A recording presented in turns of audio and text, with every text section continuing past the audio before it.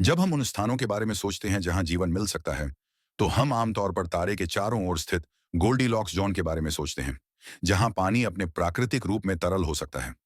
अगर आप तारे के बहुत करीब पहुंच जाएं, तो गर्मी पानी को वाष्पित कर देगी और आपके पास पानी नहीं रहेगा। वह गायब हो जाएगा। बहुत दूर जाने पर यह जम जाएगा और पानी की ये दोनों अवस्थाएं, वाष्प और ठोस, उस जीवन के लिए उपयोगी नहीं है जिसे हम जानते हैं। हमें तरल पानी चाहिए। इसलिए आप एक ग्रीन जोन, एक रहने योग्य जोन, एक गोल्डीलॉक्स जोन स्थापित कर सकते हैं, जहां यदि आपको एक ग्रह परिक्रमा करते हुए मिलता है, तो यह एक अच्छा संकेत हो सकता है कि वहां तरल पानी हो सकता है। चलिए, सबसे पहले वहीं जीवन की खोज करते हैं, जैसा हम जानते हैं। अब यह तथ्य सामने आया है कि यह गर्मी का स्रोत निश्चित रूप से सूर्य से संबंधित है, और यदि आप और दूर जाते हैं, तो सब कुछ पानी सहित जम जाना चाहिए, अगर बाकी सब समान हो।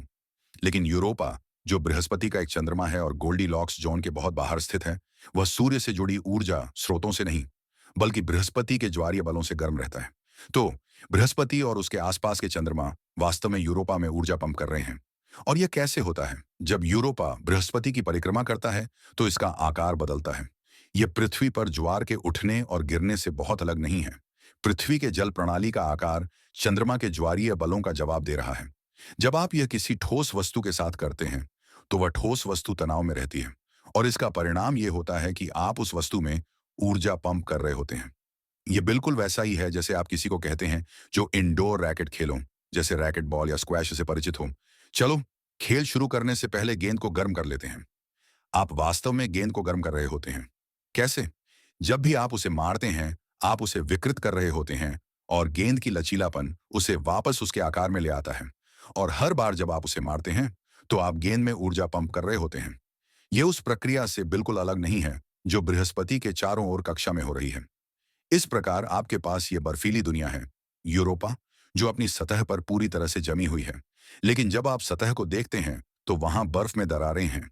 बर्फ में ऐसे रिज, कगार हैं, जहां दरार आई, वह खिसकी और फिर से जम गई। तो ये रिज एक असंततता, डिस्कॉन्टिन्यूटी दिखा रहा है, और दरार एक अन्य स्थान पर जारी है। इसका मतलब है कि यूरोपा पूरी तरह से जमी हुई नहीं हो सकती, क्योंकि अगर ऐसा होता तो कुछ भी नहीं हिलता। आप यूरोपा की बर्फीली सतह को देखते हैं। वहां बर्फ के टुकड़े हैं जो खिसक गए, फिर जम गए और फिर से खिसके। यह बिल्कुल ऐसा ही दिखता है जैसे आप आर्कटिक महासागर के ऊपर उड़ान भरें। सर्दियों में आर्कटिक महासागर के ऊपर उड़ान भरें, ये बर्फ की चादरें होती हैं जो टूटती और फिर से जमती रहती हैं। यह वही संकेत है। इसलिए हम सभी को यकीन है कि इस बर्फीली सतह के नीचे तरल पानी का एक महासागर है। और इस बात का कोई कारण नहीं है कि यह अरबों वर्षों से तरल न रहा हो। पृथ्वी पर जहां हमें तरल पानी मिलता है, वहां हमें जीवन भी मिलता है। तो इसका मतलब यह है कि न केवल हमारे पास गोल्डीलॉक्स जोन के बाहर गर्मी का एक स्रोत है, बल्कि हमारे पास ऐसी स्थितियां भी हैं जिनमें जीवन फल फूल सकता है।